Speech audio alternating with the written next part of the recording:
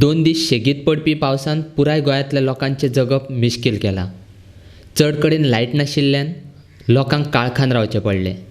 कांय कडेन झाडां पडोन नुकसाण जालां.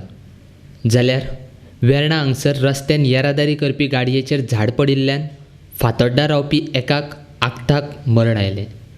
ताच्या गाडयेची अशी अवस्था जाल्ली. Also from control room informing that one big tree uprooted and fallen on a moving car. And driver of the said car, Mr. Sunil Naik, resident of Fatwada, is trapped inside. Immediately we rushed at the spot. With the assistance of the fire brigade, we cut the tree and we removed the driver. But the one which started on the duty declared him dead.